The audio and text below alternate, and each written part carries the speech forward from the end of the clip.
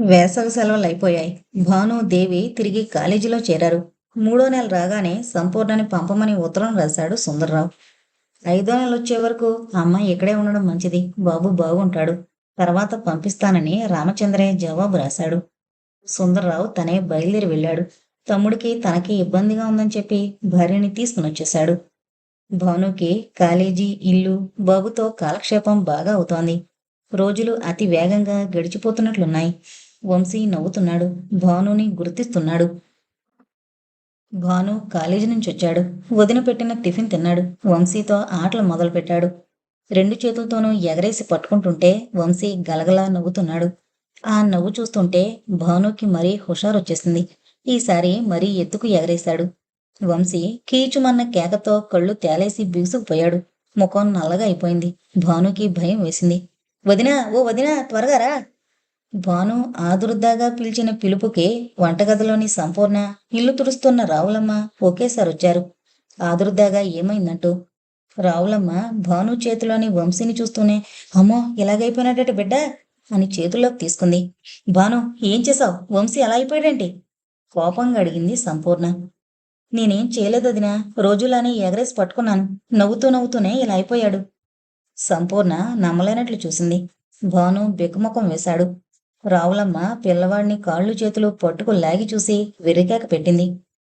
అయ్యో, చిన్నబిడ్డ గుణం, ఓలమ్మో, వాతెట్టాలి, సుట్టకాల్చి వాతెట్టాలి. సంపూర్ణ వణికిపోయింది. అంతలోనే పట్టరాని కోపాన్ని తెచ్చుకుంది. అన్యాయంగా పసివాణ్ణిలా ఎందుకు చేశావు? నిన్ను నిన్ను ఏం చేసినా పాపం లేదు, దౌర్భాగ్యుడా! భానుని ఈడ్చుకొట్టింది. భాను తెల్లబోయాడు. అభిమానంతో, పౌరుషంతో ఉక్కిరిబిక్కిరయ్యాడు. వదినా, నేనేం చేయలేదు. వంశీ ఎందుకలయ్యాడో నాకసలు తెలీదొదినా, తెలీదు. నవ్వుతున్నాడని ఎగరేశాను కానీ అలా అవుతాడని తెలీదొదినా. వదినని పిలిచావా పళ్ళు రాలగొడతాను, వెధవ! నువ్వు ఇంటికి జ్యేష్ఠవి, శనివి. నా పిల్లాన్ని కూడా ఏం చేశావో! నిన్ను నిన్ను ఏం చేసినా పాపం లేదు. మీ అన్నయ్యని రాని, ఏం చేయిస్తాను. ఓ అమ్మా, ముందు పసిబిడ్డ సంగతి చూడు! రావులమ్మ పెద్దగా అరిచింది. ఇరుగు పొరుగు గుమిగూడారు. సంపూర్ణ వెక్కి వెక్కి ఏడ్చేస్తోంది. హాస్పిటల్కి తీసుకువెళ్ళడం మంచిది అని సలహా చెప్పారు ఒకరిద్దరు ముందుకొచ్చి. సంపూర్ణతో పాటు రావులమ్మని, బాబుని తీసుకుని హాస్పిటల్కి వెళ్లారు. భాను ఒంటరిగా మిగిలిపోయాడు. వదినగారు కొట్టిన దెబ్బలకి బాధగా లేదు. వంశీ పరిస్థితికి భయం ఆవరించింది. నేనేం చేశాను? వంశీని నేనేం చేశాను? నేనేం చేయలేదు. మరి వాడెందుకలా అయిపోయాడు? వాడేమవుతాడు?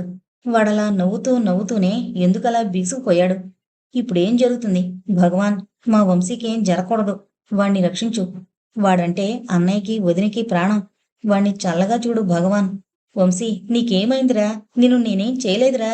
నువ్వంటే నాకు చాలా ఇష్టంరా. వెక్కి వెక్కి ఏడవసాగాడు భాను. అలా చాలాసేపయింది. వాకిట్లో స్కూటర్ ఆగిన శబ్దమైంది. భాను ఉలిక్కిపడి కళ్ళు తుడుచుకుని గేటు వైపు చూశాడు. సుందర్రావు లోపలికొస్తున్నాడు. అన్నయ్య అని పెద్దగా కేక పెడుతూ ఎదురు వెళ్ళబోయాడు. అన్నయ్యని రానివ్వు, నువ్వు చేసిన పని చెప్పి నిన్ను ఏం చేయిస్తానో అన్న సంపూర్ణ మాటలు చెవుల్లో గింగుర్లు పెట్టసాగాయి. ముందుకు వేయబోయిన కాలు వెనక్కి వేశాడు. గుండెల్లో దడ, మనసు నిండా భయం, ఏదో చేయకూడని తప్పు చేశాననే బాధ భానుని చుట్టుముట్టాయి. సుందర్రావు స్కూటర్ లోపల పెట్టి బూట్లు టకటకా శబ్దం చేస్తూ లోపలికొస్తున్నాడు. సంపూర్ణ, భాను, వంశీ, అరే, ఎవరో పలకరేం అంటూ హాల్లోకొచ్చేస్తున్న అన్నగారిని చూశాడు. అంతవరకు శిలా విగ్రహంలా నిల్చున్న భానులో చలనం వచ్చింది. అంతే, గుండెల్లో రైళ్లు పరిగెడుతున్నట్లయింది. ఒకే ఒక క్షణం తీవ్రంగా ఆలోచించాడు. రివ్వున పెరట్లోకి పరిగెత్తాడు. ప్రహరీ గోడెక్కి అవతల వైపుకి దూకేశాడు. మోకాళ్ళు గీక్కుపోయాయి. రక్తం కారుతోంది. ఇదేం గమనించకుండా శక్తినంతా కూడదీసుకుని పరిగెత్తసాగాడు. అలా ఓ గమ్యం లేకుండా పరుగు తీస్తూనే ఉన్నాడు. సుందర్రావు ఇల్లంతా వెతుక్కున్నాడు. ఎవరూ కనిపించలేదు. తలుపులు తెరిచి వీళ్ళు ఎక్కడికి వెళ్ళినట్టు ఆలోచిస్తుండగానే అమరేశ్వరి పిల్లలొచ్చి జరిగిన విషయం గడగడా చెప్పేశారు. ఆ, కలవరపడిపోతూ ఇల్లు తాళం పెట్టి హాస్పిటల్ వైపు స్కూటర్ తీసుకుని వెళ్ళిపోయాడు. 4 రోజులు గడిచిపోయాయి. వంశీకి పర్లేదన్నారు డాక్టర్లు. కానీ భాను జాడ తెలియలేదు. సుందర్రావు ఊరంతా వెతికాడు. దేవీప్రసాద్ కూడా వెతికాడు. భాను కనిపించలేదు. సుందర్రావు లోలోపల కుమిలిపోసాగాడు. భాను ఎక్కడికి వెళ్ళాడో, ఎలా ఉన్నాడో, ఏమైపోయాడో? సుందర్రావు ఊరంతా తిరిగి అలసిపోయి వచ్చాడు. తల పట్టుకుని తమ్ముడి గదిలో కూర్చున్నాడు. గదిలోని సామాన్లన్నీ ఎక్కడివక్కడే ఉన్నాయి. ఒక్కోటి తీసి చూశాడు. ప్రతి నెల తమ్ముడికి పాకెట్ మనీ కోసం ఇచ్చిన డబ్బులో కొంతింకా భాను పర్సులో అలాగే ఉంది. పుస్తకాలు ఒక్కోటి తీసి దులిపి మళ్ళీ సర్ది పెడుతుంటే భాను చదువుకునే టేబుల్ మీద తల్లి ఫోటో కనిపించింది. సుందర్రావుకి దుఃఖం ముంచుకొచ్చింది. అమ్మా, భానుని జాగ్రత్తగా చూసుకుంటూనే ఉన్నానని నీకు తెలుసుగా అమ్మా. వాడింకాస్త పెద్దవాడయ్యే వరకు నాకీ బాధ్యతుందని అనుక్షణం గుర్తుంచుకున్నాను. కాని అనుకోకుండా ఇలాంటి పరిస్థితి ఎందుకొచ్చిందో ఆ భగవంతుడికే తెలియాలి. నేనేం చేయనమ్మా. కొడుక్కి ఏదో అపకారం జరిగిందన్న కోపంలో సంపూర్ణ భానుని దండించింది, భయపెట్టింది. ఆ కారణంగా నేనొచ్చి ఏం చేస్తానో అని భయపడి వాడు పారిపోయి ఉంటాడు. వాడు కనిపిస్తే కదా భయపడొద్దని ధైర్యం చెప్పి తీసుకురావడానికి. ఇప్పుడు నేనేం చేయను. అమ్మా, ఈ విషమ సమస్యకి పరిష్కారం నువ్వే చూపించాలమ్మా, నువ్వే చూపించాలి. సుందర్రావు అలసిపోయినట్లుగా వచ్చి తమ్ముడి మంచం మీద వాలిపోయాడు. తలవైపు ఏదో గట్టిగా తగిలింది. తీసి చూశాడు. అది భాను డైరీ. తమ్ముడు అప్పుడప్పుడు డైరీ రాస్తాడని తెలుసు. దాన్ని తెరిచి చూడాలనిపించలేదు. పక్కన పెట్టేశాడు. చాలాసేపు ఆలోచిస్తూ పడుకున్నాడు. తర్వాత చటుక్కున లేచి కూర్చుని తమ్ముడి డైరీ తీసి ఒక్కో పేజీ తిప్పి చదవసాగాడు. డైరీ రాయడంలో ఓ క్రమ పద్ధతి అనుసరించలేదు. వరుసగా తేదీల ప్రకారం రాయలేదు. తనకి రాయాలనిపించినప్పుడు తోచింది రాసినట్లు అనిపిస్తోంది. సుందర్రావు ఆలోచనలు కట్టిపెట్టి డైరీ చదవడం ప్రారంభించాడు. ఈరోజు అన్నయ్య ఆఫీస్ నుంచి వస్తూనే భాను అని పిలిచాడు. ఏంటన్నయ్య అని వెళ్ళాను. నా ఫ్రెండ్ ఒకతను 2 డైరీలిచ్చాడు. నీకోటి కావాలా అన్నాడు. నాకెందుకన్నయ్య అన్నాను. ఎందుకేంట్రా, డైరీ రాయడం మంచి అలవాటే. నీకు తోచింది రాసుకోవడం అలవాటు చేసుకో అన్నాడు. సరే అని డైరీ అందుకొని నా గదిలోకొచ్చాను. ఇవాళ్ళ నుంచే ఇది రాయడం ప్రారంభించాలి అనుకున్నాను. కానీ ఏ విషయాలు రాయడంతో డైరీ ప్రారంభించాలి అన్నది పెద్ద ప్రశ్న అయింది. అన్నయ్య రాస్తుంటాడు. ఏం రాస్తుంటాడో? బహుశా తన ఉద్యోగ విషయాలు, పెళ్లి చూపులకంటూ వెళ్ళి వచ్చి అక్కడ జరిగిన విషయాలు రాసుకుంటూ ఉండొచ్చు. నాకు బాగా గుర్తుంది. అన్నయ్య ఇప్పటికి 4 అమ్మాయిలను చూశాడు. నచ్చలేదంటూ పెదవి విరిచాడు. వాళ్ళు ఎలా ఉన్నారో, ఎందుకు నచ్చలేదో తెలీదు. ఇది తెలుసుకోవాలంటే అన్నయ్య డైరీ తీసి చదవడం మినహా మరో దారి లేదు. అయితే ఒకరి డైరీ ఒకరు చదవడం తప్పంటారుగా, ఎలా మరి? చూడనుగాక చూడను అమ్మని అడిగాను. అమ్మ నవ్వింది. వాడి మనసులో మాట నాకెలా తెలుస్తుందిరా? వాడు చూసిన అమ్మాయిలు నచ్చలేదంటే వీడితో పెళ్లి వాళ్ళకి రాసిపెట్టి లేదు అనుకోవాలి. పెళ్లిళ్ళు స్వర్గాల్లో అవుతాయంటారు. ఎన్ని జన్మలెత్తినా భార్యాభర్తలు మాత్రం మారరు అంటారు అంటూ అమ్మ తన ఛాందస భావాల్ని ఏకరు పెడుతుంది. ఇవి నాకు నచ్చవు. ఎందుకంటే భార్యాభర్తలంటే బ్రతుకున్నంత వరకు కలిసి ఉండాల్సిన వాళ్ళు. కొన్ని సంవత్సరాల పాటు కలిసి బ్రతకడంలో ఒకరంటే ఒకరికి విసుగు పుట్టిపోతుంది. అలాంటప్పుడు మరో జన్మెత్తినా ఈ పాత పెళ్ళామేనా అని అనిపించదు? చిచ్చి, ఈ ఆలోచనలేమిటి? అరెరే, డైరీ రాయడం ఎలా అనుకుంటూనే ఇన్ని విషయాలు రాశానేంటి? ఈ వాళ్ళకి చాలు. అమ్మ జున్ను చేసిందట. ప్లేట్లో పెట్టాను, రమ్మని పిలుస్తోంది. ఈ వాళ్ళకింక చాలు. తర్వాత చాలా రోజులు మరేం రాయలేదు భాను. తర్వాత ఒకచోట ఇలా రాశాడు. నా పేరు భానుప్రసాద్ అయినా అమ్మ, అన్నయ్య నన్ను భాను అనే పిలుస్తారు. స్నేహితుడు దేవి కూడా భాను అనే పిలుస్తాడు. ఈ పిలుపుకి కొత్తవాళ్లు నవ్వుతారు. భాను ఏంటి ఆడపిల్లని పిలిచినట్లు అని 2-3 ముఖం మీద అడిగేశారు. నాకప్పుడు అమ్మ మీద చాలా కోపం వచ్చింది. ఇలాంటి పేరు ఎందుకు పెట్టాలి అని. ఎన్నో అందమైన పేర్లుండగా భానుప్రసాద్ అన్న ఈ పాత పేరు ఏ తాతలదో ముత్తాతలదో అయి ఉండాలి. నాకు పెళ్ళైతే పిల్లలు పుడితే ఈ పాత పేర్లు చేస్తే పెట్టను. ఎంచక్కా మంచి పేర్లు ఎంచి మరీ పెడతాను. నాకే కాదు, అన్నయ్య పెళ్ళైన తర్వాత పిల్లలు పుట్టినా అంతే. నేను చెప్పిన మాట కాదండి అన్నయ్య. అన్నయ్య, అమ్మ లేకుంటే నేనెలా బ్రతకగలను అన్న ఆలోచనొస్తే చాలా భయం వేస్తుంది. మళ్ళీ కొన్ని పేజీలు ఖాళీ. 1-2 పేజీల్లో స్కూలు, ఆటలు, ఆటల్లో గెలవడం, ఓడిపోవడం, ఓడినప్పటి బాధని రాసేసుకున్నాడు. తర్వాత భాను రాసింది ఆసక్తిగా చదవసాగాడు సుందర్రావు. అన్నయ్యకి పెళ్లి చేయాలని అమ్మ తాతలాడిపోతూ ఉంది. పిలకశాస్త్రినంటూ ఓ ముసలాయనొచ్చాడు. అమ్మతో చాలాసేపు కబుర్లు చెప్పాడు. ఆ తర్వాత అసలు విషయం చెప్పాడు. అమ్మా, ఓ మంచి అమ్మాయి ఉంది. మీ అబ్బాయి సుందర్రావు పక్కన నిల్చుంటే జోడీ చక్కగా ఉంటుంది. ఓసారి మా ఊరొచ్చి చూడండి. వాళ్ళది మంచి కుటుంబం. అమ్మాయి అందమైంది, చదువుకుంది అన్నాడు. తప్పకుండా చూస్తాను అంది. అనుకున్న రోజుకి అమ్మ ఆరోగ్యం బాగాలేకపోవడం వల్ల నేనే వెళ్ళి పెళ్లికూతుర్ని చూసొస్తాను అన్నాను.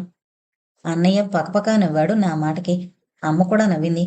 వద్దు, అలా వెళ్ళకూడదు. వాళ్ళు అభిమానపడతారు అంది. నేను అన్నయ్య కంటే పెద్దవాణ్ణి ఉంటే వెళ్ళేవాణ్ణి కానా అమ్మా అన్నాను. అది వేరు విషయం అంది అమ్మ. రెండూ ఒకటే, నేను వెళతాను. ఆ అమ్మాయిని చూస్తాను. నాకు నచ్చితే అన్నయ్య పెళ్లి చేసుకుని తీరాలి అంటూ పట్టుబట్టి అమ్మనొప్పించి పిలక శాస్త్రి వెంట బయలుదేరాను. బస్సు ప్రయాణం చేసి వాళ్ళ ఊరు బస్టాండ్ నుంచి జట్కాలో వాళ్ళ ఇల్లు చేరాం. జట్కాలో పెళ్ళికొడుకు ఉన్నాడనుకుని ఆశగా చూస్తున్న వాళ్ళు నేను దిగ్గానే తెల్లబోయారు రామచంద్రయ్య గారు. పిలక శాస్త్రిని పక్కకు తీసుకెళ్లి తలవాచేలా చివాట్లు పెట్టాడు. పాపం పిలక శాస్త్రి ఆయన్ని శాంతింపజేయడానికి చాలా కష్టపడ్డాడు. తర్వాత ఇద్దరు ఏదో గుసగుసలాడారు. తర్వాత అందరూ నన్ను చాలా మర్యాదగా చూశారు. వాళ్ళిల్లు బీసీ నాటిదిలా ఉంది. హాయిగా కుర్చీలో కూర్చుని ఇల్లంతా పరిశీలనగా చూశాను. గోడలకి ఖాళీ అనేది లేకుండా ఉన్న ఎన్నెన్నో ఫోటోలు కనిపించాయి. బహుశా ఆ ఫోటోల్లో ఉన్న వాళ్ళు ఎవరూ ఇప్పుడు బ్రతికుండకపోవచ్చు. వాటన్నింటిలోకి దిశమొలతో, చేతిలో వెన్నముద్దతో, తలలో నెమలి పింఛంతో, మెడలో నగలతో పారాడుతున్నట్లున్న చిన్ని కృష్ణుడి ఫోటో చాలా నచ్చింది.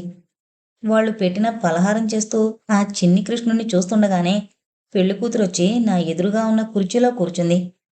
ఆ అమ్మాయి ముఖంలోకి చూడాలంటే గుండె దడదళ్లాడింది. అయినా ధైర్యం తెచ్చుకుని తలెత్తి చూశాను ఆ అమ్మాయి ముఖంలోకి. ఆ అమ్మాయి సరిగ్గా నా వైపే చూస్తోంది. సిగ్గేసింది. కళ్ళు తిప్పేసుకున్నాను. కానీ ఎలాగో చూశాను ఆ అమ్మాయిని. బాగానే ఉంది అనిపించింది. అంతే. ఇంటికొచ్చి అన్నయ్యకి, అమ్మకి చెప్పాను. సరే, రూపం బాగానే ఉందన్నావు. మరి గుణం ఎలాంటిదో అది తెలియాలిగా అంది అమ్మ. అది ఒక్క రోజులో ఎలా తెలుస్తుంది అని తనలో తనే గొణుక్కుంది అమ్మ. అమ్మ దగ్గర పల్లెత్తి పలకని అన్నయ్య నన్ను తన గదిలోకి పిలిచి 1,00,000 ప్రశ్నలు వేశాడు. బాగుందంటే ఎలాగుందో కాస్త వివరంగా చెప్పు అన్నాడు. వర్ణించి వర్ణించి చెప్పి ఆఖరినన్నాను. ఆ అమ్మాయి ఎందుకోగాని నన్ను వికరించింది. అన్నయ్య విరగబడి నవ్వాడు. బొంగుమూతి పెట్టి కోపంగా చూస్తున్న నన్ను చూసి మరీ మరీ నవ్వాడు. నాకు చాలా కోపం వచ్చింది. అంతే, ఆ గదిలో నుంచి బయటకొచ్చేశాను. ఆ తర్వాత అమ్మకి సుస్థి ఎక్కువ కావడం, అనుకోకుండా అన్నయ్య పెళ్లి నేను చూసిన అమ్మాయితోనే కావడం జరిగిపోయింది. ఆ ఆనందం ఎంతోసేపు ఉండకుండానే అమ్మ నన్ను వదిలి వెళ్ళిపోయింది. అమ్మ లేకుండా నేనెలా బ్రతకాలి? నా మనసు విప్పి ఎవరికి చెప్పాలి? నా ఇష్టాయిష్టాల్ని ఎవరు పట్టించుకుంటారు? నేను ఏం అపరాధం చేశానని ఇంత త్వరగా అమ్మ నన్ను వదిలేసి స్వర్గానికి వెళ్ళింది. అక్కడ నాకంటే ఇష్టమైన వాళ్ళు ఎవరున్నారు? ఒక్క నాన్నగారు తప్ప. అమ్మా అమ్మా నా మనసు ఆక్రోశిస్తోంది. కాని అమ్మ మరి లేదు నాకు. నాకీ ఊహ బాధగా ఉంది. ఏడుపొస్తోంది. ఎంతసేపని ఏడవను? నా ఏడుపుని ఎవరు వింటారు? ఒక్క అన్నయ్య తప్ప. అన్నయ్య మంచివాడు. ఈ విషయం నాకు తెలుసు. నేనంటే వాడికి ప్రాణం. అదీ తెలుసు. ఇన్ని తెలిసినా నాకు ఊరట కలగడం లేదు. దేవి నన్ను ఓదార్చాలని ఎంతో ప్రయత్నిస్తున్నాడు. పిచ్చిదేవి. వాడికి వాళ్ళమ్మ ఎలాగుండేదో తెలీదు కనుక నా దుఃఖం అర్థం కాదు. అమ్మ నన్ను అభిమానించినట్లే దేవిని కూడా అభిమానించేది. అమ్మది గొప్ప మనసు. అందుకేనేమో దేవి కూడా అమ్మని అమ్మ అని పిలవడం అలవాటు చేసుకున్నాడు. మా ఇద్దరిలో ఎవరికి కాలిలో ముళ్ళు గుచ్చుకున్నా అమ్మ గిలగిల్లాడేది. దేవి, మీ ఇద్దరూ ఎంత పెద్దవాళ్ళైనా, ఎంత పెద్ద చదువులు చదువుకున్నా, దగ్గరగా ఉన్నా, దూరంగా ఉన్నా ఒకరంటే ఒకరు అభిమానంగా ఉండండి అని ఎన్నోసార్లు చెప్పింది. దేవికి అమ్మ మాటంటే వేదవాక్కు. ఆవిడ చెప్పిన ఏ పనైనా సరే అభిమానంగా చేస్తాడు. అలా చేయడంలో ఒక రకమైన తృప్తి పొందుతాళ్లా ఉంది అనిపిస్తోంది నాకు. ఇది నిజమే అయి ఉండాలి. లేకుంటే చేయలేడు. అమ్మ నన్ను వదిలిపోయిన ఆ రోజు ఎప్పుడూ గుర్తుకొస్తూనే ఉంటుంది. దుఃఖం ముంచుకొస్తుంది. అన్నయ్య అమ్మ లేకుండా ఎలా ఉండగలుగుతున్నాడో. వాడికి పెళ్ళయింది కనుక వదిన ఎప్పుడూ తోడుగా ఉంటుంది కనుక నా అంత ఒంటరితనం వాడికి లేదు. నేను పెద్దవాడినైతే పెళ్లి చేసుకుంటే అప్పుడీ బాధ ఉండకపోవచ్చు. పెళ్లి కావాలంటే ఇంకా కనీసం 10 సంవత్సరాలు కావాలి. అప్పటి వరకు ఇలా ఒక్కడినే ఉండగలనా? ఎందుకుండలేను? దేవి ఉన్నాడుగా. వాడు ఒక్కడు చాలు నాకు. నా మనసులోని విషయాలన్నీ విప్పి చెప్పుకోగలను. వాడు నన్ను ఎంత అభిమానిస్తాడో, అవసరమైతే అంతగా కోపగిస్తాడు. మంచి పని చేస్తే పొగుడుతాడు. తప్పు పని చేస్తే అంత ఘాటుగా విమర్శిస్తాడు. అసలైన మిత్రుడంటే ఇలా ఉండాలి. ఇది నిజంగా నా అదృష్టం. మంచి స్నేహితులు అందరికీ దొరకరు. దేవి నాకంటే స్వతంత్రంగా వదినతో మాట్లాడతాడు. అన్నయ్యతోనూ అంతే. వాడంటే వీళ్ళకి అంతే. అన్నయ్య నన్నెంత ఆత్మీయంగా చూసినా అప్పుడప్పుడు ఏదో అసూయగా అనిపిస్తూ ఉంటుంది. అన్నయ్య తన కాలాన్ని, ప్రేమాభిమానాల్ని వదినకి నాకు సగం సగంగా పంచుతున్నాడు. బహుశా నా అసూయకి కారణం ఇదే కావచ్చు. నేను తప్పుగా ఆలోచిస్తున్నాను కదూ! అవును. ఇంక నేను ఇలాంటి ఆలోచనల్ని కట్టిపెట్టే ప్రయత్నం చేయాలి అని తెలుసు. కానీ సాధ్యం కావడం లేదు ఎందుచేతో. నేను అన్నయ్య కంటే పెద్దవాణ్ణయుంటే బావుండేది. నా తమ్ముడైన అన్నయ్యని ఇంకా ఇంకా ప్రేమగా చూసుండేవాణ్ణి. మరికొన్ని ఖాళీ పేజీలు వదిలివేయబడ్డాయి.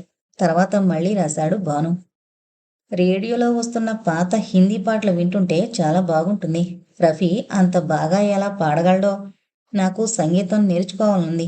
రఫీలా పాడాలనుంది. అలా పాడితే దేవి ఎంత ఆశ్చర్యపోతాడో! అసలు నాకు సంగీతం నేర్చుకోవాలన్న ఉద్దేశం ఉందని ముందు అన్నయ్యకి చెప్పాలిగా! ఈ మాట అన్నయ్యకి చెప్పాలని చాలాసార్లు ప్రయత్నించాను. అడగలేకపోయాను.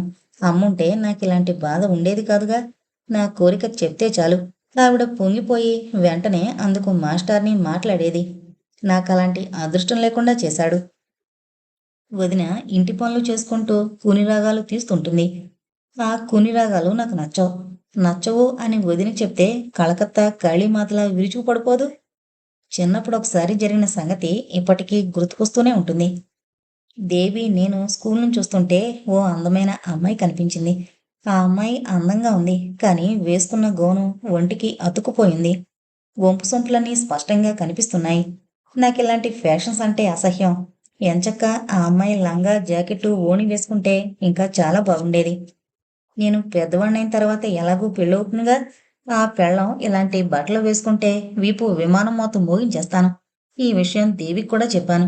వాడు విరగబడినవ్వాడు.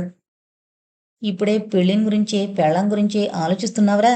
అన్నాడు వీపు మీద ఒక్కటి చరిచి. పెళ్ళనేది ఎప్పుడు జరిగినా ఊహ తెలిసిన అబ్బాయి, అమ్మాయి ఆ పెళ్ళిని గురించి అప్పుడప్పుడు ఆలోచించకుండా ఎలా ఉంటారా? నిజం చెప్పు, నువ్వు ఆలోచించవు అన్నాను. దేవి కొన్ని ప్రశ్నలకి జవాబు చెప్పకుండా తప్పించుకోవాలని చూస్తాడు. కానీ నేనీసారి వదల్లేదు. వాడు తన అభిప్రాయం చెప్పేందుకు ఇబ్బంది ఫీలయ్యాడు. కానీ తర్వాత చెప్పాడు. భాను, నాకు రాబోయే పెళ్ళాం అందమైన అమ్మాయిగా కంటే మంచి పిల్లగా ఉండాలి. నన్ను, మా నాన్నని ఆత్మీయంగా చూడాలి. మా నాన్నకి చాలా చాదస్తం ఉంది. అయినా ఆయన్ని విసుక్కోకూడదు. మా నాన్నని గౌరవించే అమ్మాయి ఎలాగున్నా నేను పెళ్ళాడేస్తాను. ఈ ఒక్క విషయం మినహాయిస్తే మిగతా విషయాల్లో ఆ అమ్మాయి ఇష్టాలకి నేనెప్పుడూ అడ్డు చెప్పను. ఆవేశంగా అన్నాడు దేవి.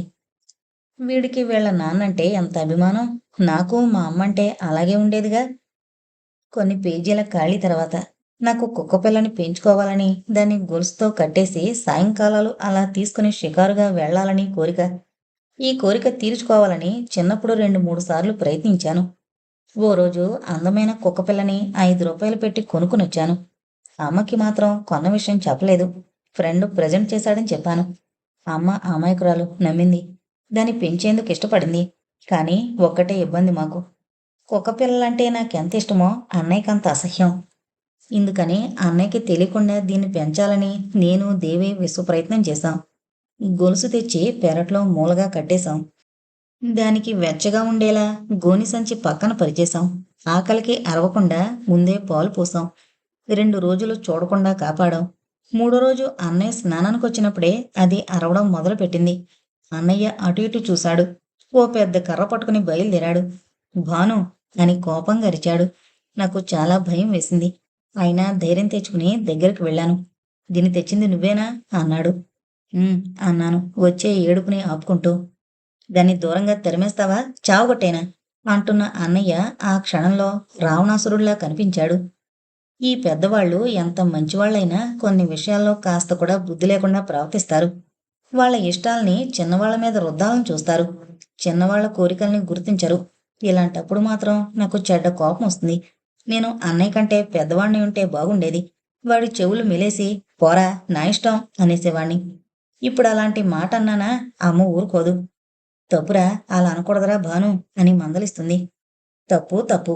పెద్దవాళ్ళకిష్టం కాని ఏ పని చేసినా ఈ తప్పు అనే మాట వాడి చిన్నవాళ్ల అభిప్రాయాలకి విలువ ఇవ్వకుండా చేస్తుంటారు.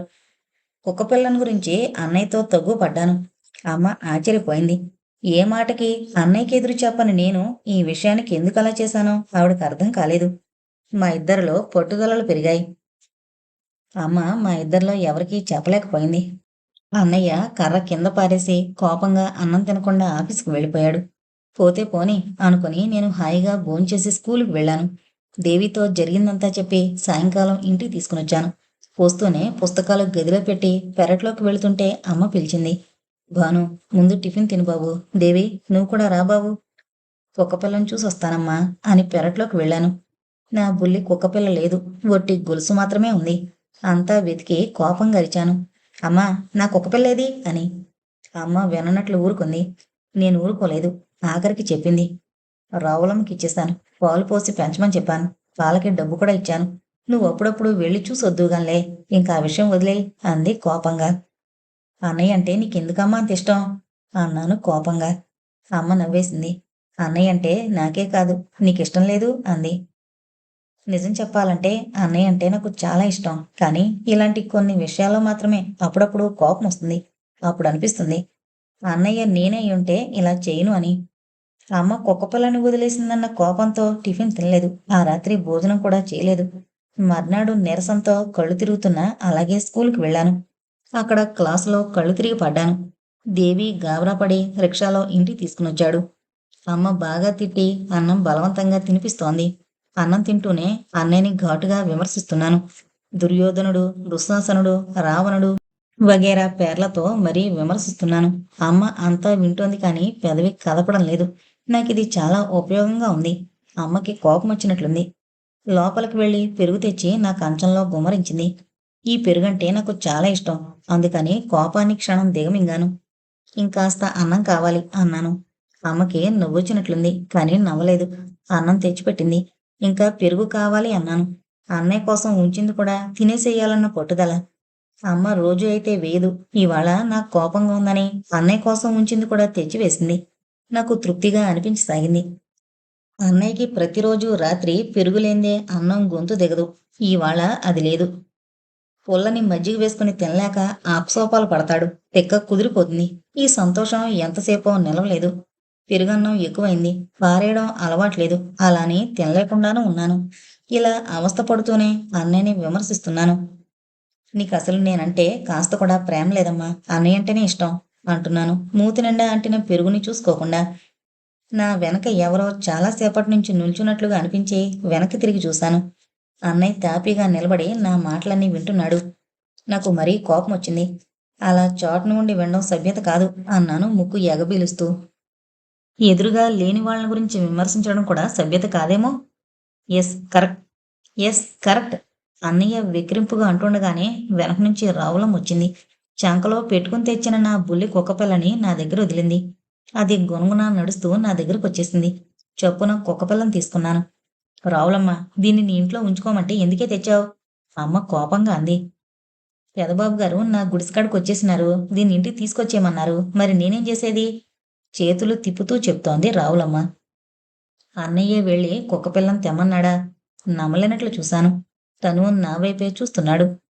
భాను, నువ్వు దీన్ని పెంచుకునేందుకు పర్మిషన్ ఇచ్చాను. కానీ ఆగాడు అన్నయ్య. మళ్ళా ఏంటి అన్నట్లు చూశాను. ఆ కుక్కపిల్ల నీ సామ్రాజ్యం అంటే నీ గది సరిహద్దులు దాటి నా సామ్రాజ్యపు పొలిమేరల్లో కూడా రాకూడదు. వచ్చిందా? కఠినంగా ఇద్దరూ శిక్షింపబడతారు బెదిరింపుగా అన్నాడు. నాకు కోపం వచ్చింది. ఇది తన ఒక్కడి ఇల్లా? నాకు హక్కు లేదా? నా ఇంట్లో నా ఇష్టం వచ్చిన జంతువుని పెంచుకుంటాను. కుక్కనే కాదు, గుర్రాన్ని పెంచుకుంటాను, కోడిని పెంచుకుంటాను, గాడిదని పెంచుకుంటాను. అదంతా నా ఇష్టం. వద్దనేందుకు ఈయనెవరు? ఈ మాట అమ్మ అన్నయ్యని అడగదేం? ఇలాంటప్పుడే అమ్మ మీద కోపం వస్తుంది. అన్నయ్య షరతులకి సరే అని ఆమోదం తెలిపానే గాని ఆ రోజు నుంచే నాకు కష్టాలు ప్రారంభమయ్యాయి. నా కుక్కపిల్లకు ముద్దుగా మున్ని అని పేరు పెట్టుకున్నాను. దాన్ని నా గదిలోనే గొలుసుతో కట్టుంచడం అలవాటు చేశాను. అన్నయ్య ఆఫీసుకు వెళ్ళగానే గొలుసు విప్పడం, సాయంకాలం 5 అవుతుండగా కట్టేయడం అలవాటు చేశాను. నేను పాలు పోసి బిస్కెట్లిచ్చి ఎంత ప్రేమగా చూస్తున్నా అది అన్నయ్యే కావాలని ఆరాటపడేది. అప్పుడప్పుడు గొలుసు ఊడదీసుకుని అన్నయ్య దగ్గరికి పరిగెత్తేది. మీదకి ఎగబాకేది. అన్నయ్య గంతులు చిందులు వేస్తూ భాను, ఓ భాను, ఇలా రారా, దీన్ని ఎందుకురా వదిలావు అని అరిచేవాడు. అన్నయ్య అలా గంతులేస్తుంటే చూడ్డానికి చాలా సరదాగా అనిపించేది. అందుకే అప్పుడప్పుడు కావాలనే మున్నీని వదిలి విచిత్రం చూస్తూ లోలోపల సంబరపడుతూ పైకి ఎరగని వాళ్ళ నటించేవాణ్ణి. మున్ని అన్నయ్య గదిలోకి వెళ్ళి వాడు కూర్చునే కుర్చీ ఎక్కి చక్కగా ముడుచుకుని పడుకునేది. అన్నయ్య కంపరంగా చూసేవాడు. కర్ర తీసుకొచ్చి బయటికి తరిమేస్తూ గట్టిగా అరిచేవాడు. గది తలుపు గడియ బిగిస్తూ, బాను, ఎక్కడున్నావురా? దీన్నిలా వదిలావంటే నువ్వు లేనప్పుడు ఏ బిచ్చగాడుకు ఇచ్చేస్తాను. తర్వాత నువ్వు ఏడిచినా ప్రయోజనం లేదు. మున్నిని చావబాదాలనిపించేది. వాడలా వద్దన్నా ఎందుకు దీనికి బుద్ధి లేదు? మంచి చెడ్డ తెలిసిన మనుషులకే బుద్ధి ఉండడం లేదు. ఇంకీ కుక్కకెందుకుంటుంది అనుకుని సమాధాన పడేవాణ్ణి. ఆదివారాలు నాతో బాటు రావులమ్మ మున్నికి కూడా స్నానం చేయించాల్సిందే. మున్నితో నాకు దేవికి కాలక్షేపం బాగా అయిపోతుంది. ఒకసారి మున్నిని తీసుకుని అలా షికారుకెళ్ళి ఇంటికొస్తూ దారిలో ఉన్న దేవాలయానికి వెళ్ళాం దేవి నేను. శనివారం కావడం వల్లనో ఏమో జనం చాలా మంది ఉన్నారు. మునిని నడిపిస్తుంటే ఎవరైనా తొక్కి చంపగలరని ఎత్తుకుని లోపలికి తీసుకువెళ్ళాను. అందరూ నా వైపు విచిత్రంగా చూడడమే. ఒకరిద్దరు నిలదీసి అడిగేశారు. ఆ కుక్క కూడా దేవుడి దర్శనం కావాల్సొచ్చిందా నాయనా? దానికి కాదు, నాకే కావాలనొచ్చాను అన్నాను. దాన్ని బయట వదిలి రావచ్చుగా? ఉండదు. అందుకని దేవాలయంలోకి పెంపుడు కుక్కలను కూడా తెస్తావటయ్యా? పూజారి గారు, ముందు ఈ విషయం చెప్పండి. ఆ అబ్బాయిని బయటికి పంపండి అంటూ కొందరు గొడవ చేశారు. నేను దేవి కూడా ఊరుకోలేదు. దబాయించాలని చూసాం, కానీ ప్రయోజనం లేకపోయింది. కొంపలు అంటుకుపోయినంత హడావిడి చేశారు. ఎంత పాలు పోసి పెంచినా కుక్క కుక్కే అన్నాడు ఒక ఆయన. కలికాలం, కుక్కకి దేవాలయ ప్రవేశమా శివశివ అన్నాడు ఇంకొక ఆయన. ఈ కాలం పిల్లలకి వాళ్ళు ఏం చేసినా రైటే అనాలి మనం. అనకపోయామా వీరుల్లా ధీరుల్లా కాలరు ఎగరేస్తూ తగుకి తయారవుతారు. ఇలా తలో మాట అంటుండగానే పూజారి గారు పరిగెత్తుకునొచ్చారు. వెళ్ళండి, తక్షణం బయటికి వెళ్ళిపోండి అని అరిచాడు. నాకు ఆవేశం వచ్చింది. తగుకి దిగుదాం అనిపించింది. దేవి నాకు ఆ అవకాశం ఇవ్వకుండా చేపట్టుకుని బయటికి లాక్కునొచ్చేశాడు. దేవి వైపు కోపంగా చూశాను. భాను, అనువుగాని చోట అదుకుల మనరాదు అన్నాడు శాంతంగా. అవును అనిపించింది. ఇంటికొస్తూ అనుకున్నాం, ఈ పెద్దవాళ్ళకి అసలు బుద్ధి లేదు. మనం అంత వాళ్ళం అయితే వాళ్ళలా చేయకూడదు అనుకుని తృప్తిపడి ఇల్లు చేరాం. మున్ని అంటే కొత్తలో విసుక్కున్న అమ్మ కూడా తర్వాత చాలా ప్రేమగా చూసేది. అమ్మ పనులన్నీ పూర్తి చేసుకుని ఏ రామాయణమో చదువుకుంటూ కూర్చునేది. మున్ని కూడా అమ్మని ఆనుకుని ముడుచుకుని పడుకునేది. అమ్మ విసుక్కునేది కాదు. తెల్లవారి లేవగానే అమ్మ కాఫీ చల్లారిపోతుంది అన్న అరగంట మున్నితో ఆడుకొందే మొహం కడుక్కోబుద్ధి అయ్యేది కాదు. నా ప్రాణానికి ప్రాణంగా అనిపించేది మున్ని. ఇలా రోజులు అతి త్వరగా జరిగిపోతుండగా ఒకరోజు స్కూల్ నుంచి ఇంటికొచ్చాను. రోజులా మున్ని నాకు ఎదురు కాలేదు.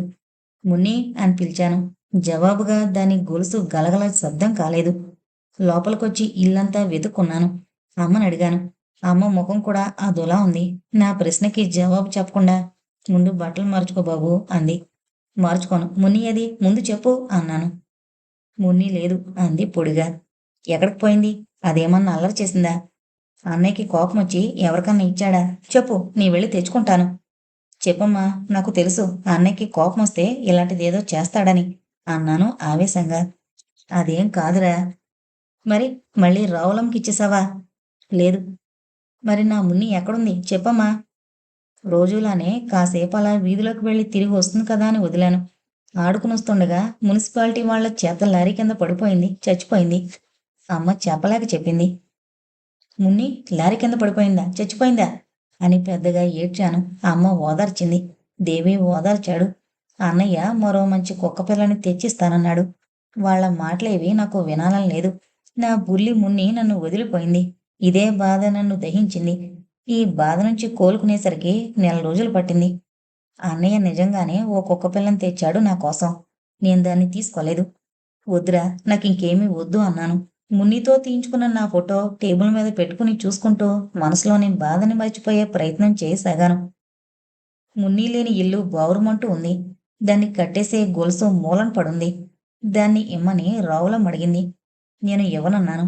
అది నా ముఖంలోకి చూసి ఏమనుకుందో మళ్ళీ అడగలేదు. నేను చదువుకుందామని పుస్తకం తెరిస్తే చాలు మున్ని గుర్తుకొచ్చేది. అది నా కాళ్ళ దగ్గర చోటు చేసుకుని వెచ్చగా పడుకోవడం గుర్తుకొచ్చేది. ఏడుపొచ్చేది. ఫలితంగా చదువు సాగేది కాదు. ఫలితంగా పరీక్ష తప్పాను. అన్నయ్య నన్ను కూర్చోబెట్టుకుని అర్ధగంట ఉపన్యాసం ఇచ్చాడు. మనసుని పాడు చేసుకోకూడదని. పరీక్ష తప్పావు అని మందలించడంలో ఇదొక తరహా అని నాకు తెలుసు. కాని ఏం చేయను? కాలం విలువైందిరా బాను. మనం దేన్నైనా సంపాదించుకోగలం. కానీ జరిగిపోయిన కాలాన్ని తిరిగి తెచ్చుకోలేనురా. దీని విలువ అర్థం చేసుకో అన్నాడు. ఈ మాటల్లోని అర్థం అప్పటికి బాగా తెలియలేదు. కానీ తర్వాత కాస్త తెలిసింది.